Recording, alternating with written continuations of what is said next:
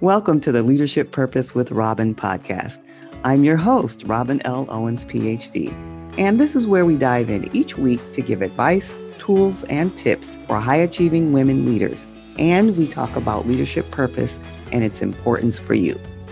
I am a college professor, and when I am not doing that, I am speaking, writing, coaching, mentoring, and teaching high-achieving women leaders how to find, and not only find, but how to stay in alignment with their leadership purpose so they can make a meaningful difference right there in their career, leadership, or business. Okay, let's dive in. Hi, everyone. Welcome back to another episode of the Leadership Purpose with Dr. Robin podcast. So glad you're here listening in and that you take time to listen to the podcast. We really appreciate you and your support. Today, we're going to be talking to Randy Rutledge, Ph.D. Now, let me tell you a little bit about Randy. Randy is the author of the book Soul Seed. And the premise of the book is you are a unique soul seed, one with distinct attributes and gifts put here to forge the path that will empower you to attain your every dream. She is the founder of Singletree Media, a one-stop media shop specializing in media marketing. Right now, she's working on Singletree Media Entrepreneur Incubation Model. And over the last year, she has worked with many entrepreneurs to provide them with incubation opportunities to further their brand awareness in other markets by leveraging her media platform and customized web apps. And I'm happy and so honored to be here today with Randy A. Rutledge, Ph.D. Welcome, Randy. Thank you so much, Robin. I appreciate the wonderful information that you said about me. I'm so happy to be on your podcast. And congratulations for being in the top 10% of the podcast globally. That's a very, very good milestone. Thank you. Thank you. I appreciate that. And I'm so glad you're here. All right, so let's just jump right in. I just kind of read your bio, but tell us in your own words, whatever you want to share with us, first about you and then about your work. So let's start with you. Okay. Well, on a personal note, I am one girl out of 6 brothers. So I grew up around males all the time, which was a great thing. They gave me a view of the world, which is totally different from a female perspective. So it made me, fearless in so many instances. Originally from Jersey, lived in Atlanta for over 20 years, and now I live in Sarasota, Florida. I'm married to the same man for 42 years, and I have 2 grown children and 5 grandchildren. As far as my work, I've been in technology since the early 80s. I've been in the medical aspect of technology as it relates to healthcare and coding and electronic data interchange, electronic health records, and now health informatics and healthcare and data analytics. So I am an After5preneur, which is a word that I coined and am currently having trademarked, and that is a person that loves to work a 9 to 5, but has that side hustle because they just don't want to take the full risk of being an entrepreneur. And that's just a little bit about me. A little bit. That's quite a bit. It's wonderful. so many achievements. But I want to mention that marriage, for that long-term marriage. Yes. Congratulations. That's an amazing. Thank you so much. Amazing feat and accomplishment, especially these days. Okay. So now you kind of gave us some of, your background. You've done a lot of work. You were in tech. Tell us about the work you're currently doing, a little more about that.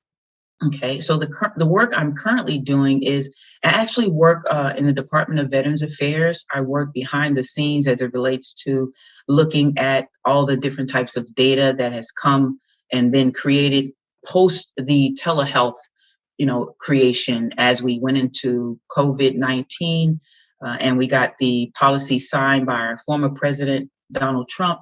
It just accelerated the use of telehealth mechanisms, especially knowing that you have in the Midwest and other states within the United States that don't have enough medical and clinical staff or even facilities to go to. So that work I'm doing, I'm also teaching at several universities in health informatics, and my side hustles, my After5preneur. I have one company called Singletree Media.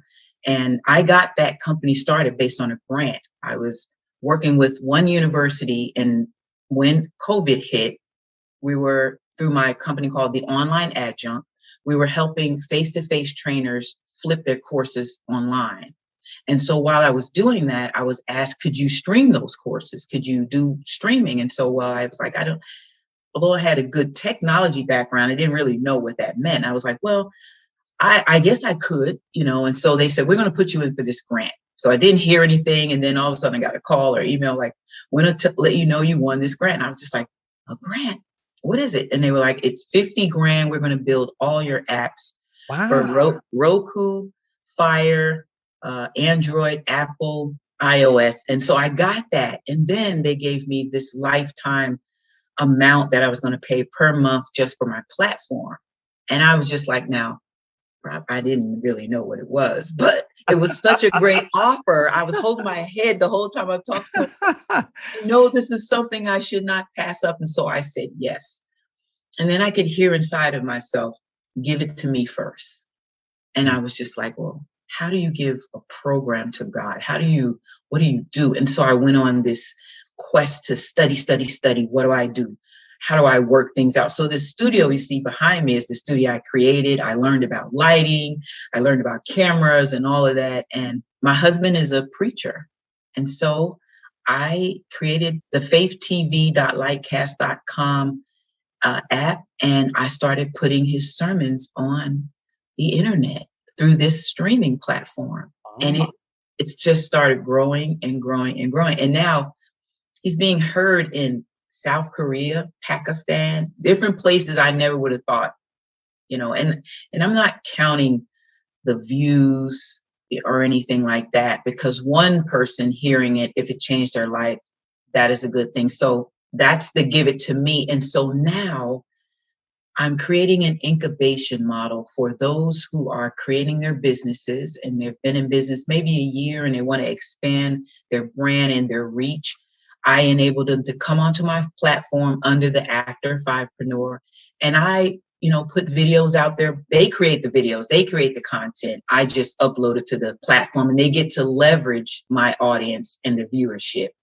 And the hope is that they get some leads, or someone sees that, what they're doing, and, they're happy about that, and they might call them or, buy their products or services, etc.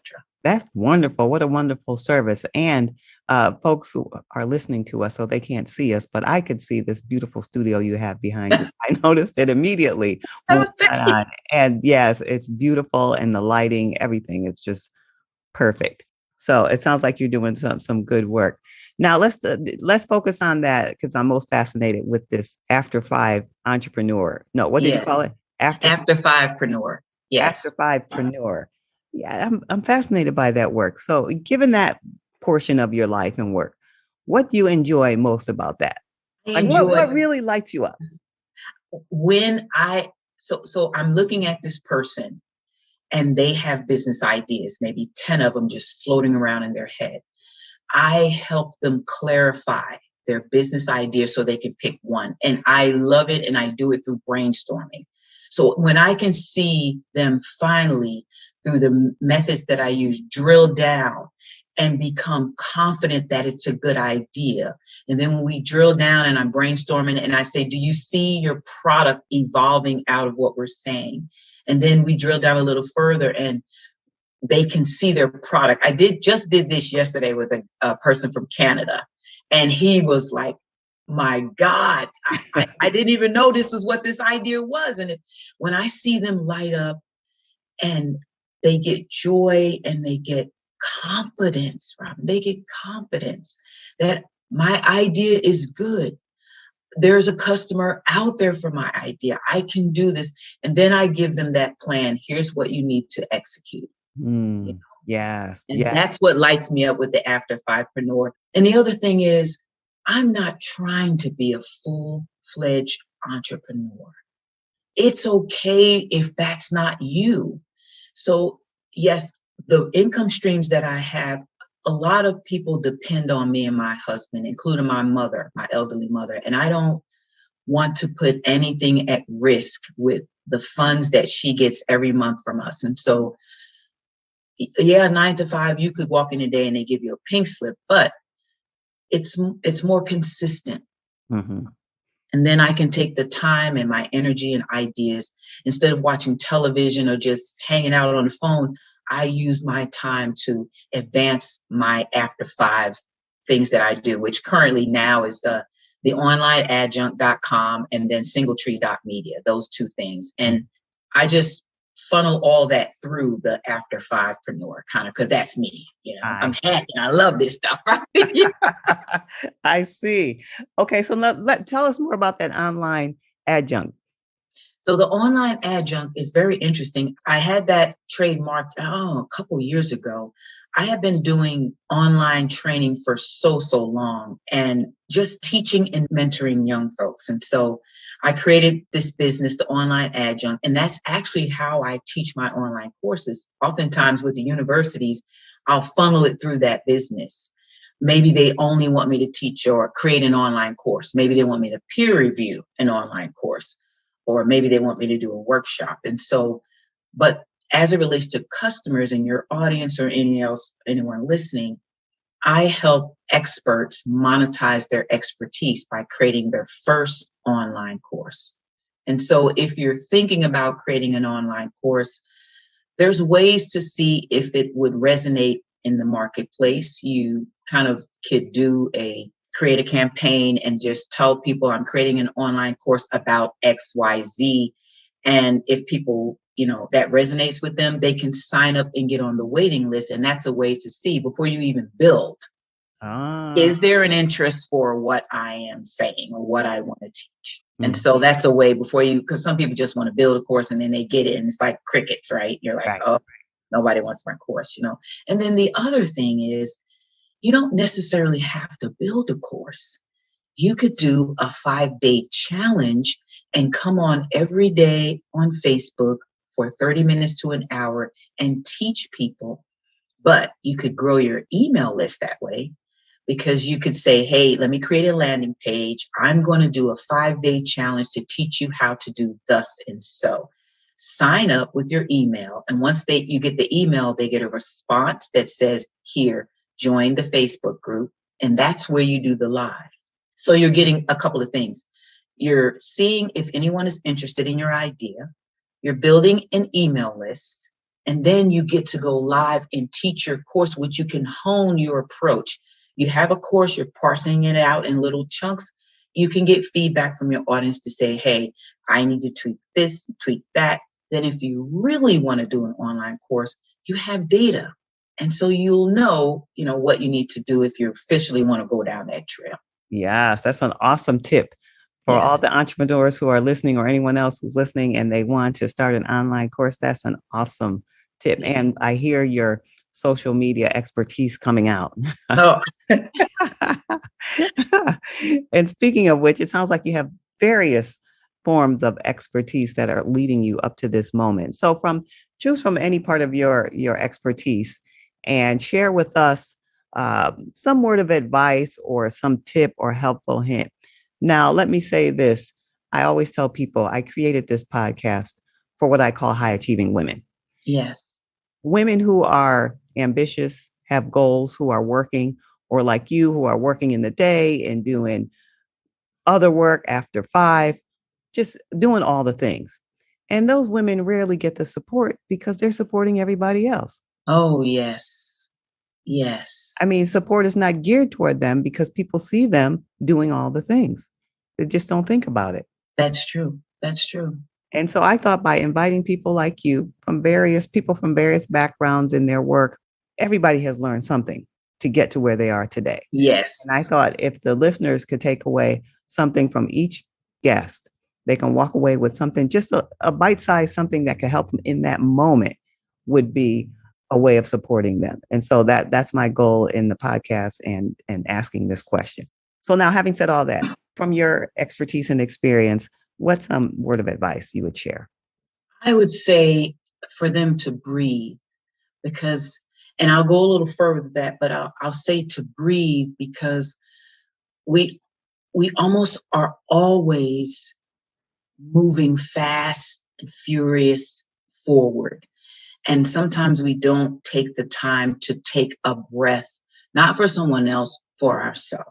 I would also say to step aside and leave some room for more oxygen to come into the room. And you'll have to blow that oxygen into the room. And the reason why I say that is because you just mentioned that most often high achieving women are seen as those that don't have any need or don't, need support or don't feel, weak or vulnerable at the time. When I say blow the oxygen into the room, that's a release. That's a breathe. And so you're blowing your release into the room. And I know that doesn't sound like, what is she talking about? If you sit right where you are right now and you just take the time to just blow out, you decompress. That's one way to give yourself the love you need, the release that you need that you cannot get from someone else. The other thing I'll say is to offshoot. So when you go to sleep or when you're trying to go to sleep, that one of the things you'll know is that your brain is still ticking. You have all these things, all these ideas, things you don't want to forget tomorrow when you get up. So you need to have your pad by your bed. You want to write those things, but offload things into your environment so you don't have to think of it. So what does that mean? You have to mail some stuff at the post office. Take the things you have to mail, set it by the desk, by the door. It's going to rain tomorrow. Set your umbrella by the door. You have to go by the bank. Maybe you put a slip of paper right there that says, don't forget to go by the bank. Anything that would cause you to think while you're trying to sleep, you should offload it. And then lastly, I'll say sleep is your best defense for a lot of things. And I take what you call sleepathons, and I've been doing it ever since my kids were young. They're like, what is Bob doing? I was like, I'm on a sleepathon, and that's just, I will take a weekend because we're moving, and you get amped up. You don't get enough rest. It can affect your mental state. It can affect your health. It can affect so many things, the way you eat, all those things. I can feel when I need a sleepathon. And when I need a sleepathon, that just means Friday, I'm going to celebrate, if that's with a glass of wine or whatever. I'm going to get my best new pajamas out. I'm going to wash my hair, do my facial, do everything. And then I'm going to put my pajamas and I'm going to sleep and I'm going to sleep in. And then when I get up, I'm going to eat, shower, go to the bathroom, more pajamas, go back to bed. I might read a little bit, but the goal is to catch up on rest. So have a sleethon. Once you offload and blow some oxygen into the room, have a sleepathon. I love all three of those tips. I'm especially fond of the sleepathon. Sleepathons are great. I love them, all of them. Well, as you know, my own work has to do with leadership purpose. And so when you hear the term leadership purpose, what comes to your mind? I think about how you demonstrate leadership and your purpose for leadership. And leadership, I think it starts within first. You should be leading yourself before you lead anyone else. And I think there are various types of leadership. There's transactional leadership, and that the approach to how you engage with others and get them on your team and to do what you need is based on transactions like profit and loss statements. There are situational or circumstance, or I should say situational or leadership, but there's another word I'm looking for and it's escaping me, scenario leadership. There's also participatory, there's collegiate, there's autocratic, there's all types of leadership. So I think when I think about your premise of leadership with a purpose, you should understand the leadership that is needed at any given state and time, based on whatever's going on in your company, your life, your family. I even think we should be leaders of our own families. Like I used to train my kids, hey, you're your own CEO of your life. You better be checking things out and making the right decision because it's gonna impact you. So yes. I certainly get that. So now, given what you said about the various forms of leadership and that we should be leaders of our own life, do you think knowing, using leadership purpose is important? Yes, I think Purpose is a very interesting word. It piggybacks on intent. And so if you are in a position where you have to convey a message which is going to influence a group of people or a team, or you're delivering a message that could be disappointing, and even that is going to affect people and teams, you have to go in with a premise or an intent or an understanding of what is the outcome. And to me, that's where purpose is, really linked, closely linked. What is the outcome? And you should lead from that perspective, knowing that everything we do has outcomes. There is something that happens as a result, this cause, this effect, this result. And so it might seem like, oh God, this is just too much to be thinking. But you should be thinking like this always, because the impact of every word and every action is certainly true. It's true. Whether it's a blessing or a consequence, it is true. Yes. Randy Rutledge, you have given us so much that is true today. Appreciate you. And my guess is there are people who are listening who may want to know more about you and hear more about you and your work, or maybe be in touch with you. And if that's the case, how can people be in touch with you? I would love for them to contact me through LinkedIn. I'm there, Randy A. Rutledge, Ph.D. / or MBA, LinkedIn, because that's a great way for them to see more about me, my information, also the After5 pages that I have on there, in videos and different things that I have. And you can also connect and follow me there. And then I could kind of engage with you. I do have a website on singletree.media. There is a contact form there. And the website, the online adjunct.com, there's also a contact form there. Okay, that's great. And I'll be sure to put those in the show notes. Well, Randy Rutledge, this has been a wonderful conversation. I appreciate you being here and sharing your generous spirit and expertise with us today. Thank you very much. Thank you so much for the opportunity. I really, really enjoyed it. Me too. Okay, everyone, if you want to know any more about me, you can come check me out on my website, robinlowens.com, or you can follow me on social media, primarily on LinkedIn, Robin L. Owens, Ph.D. Robin L. Owens, Ph.D. And until next time, this is Dr. Robin. Thank you for tuning into this episode of the Leadership Purpose with Robin podcast. If you enjoyed it, head on over and rate and subscribe so you never miss an episode. New episodes drop every week, and I can't wait to hang out with you again soon. Meanwhile, this is Robin signing off. See you next time.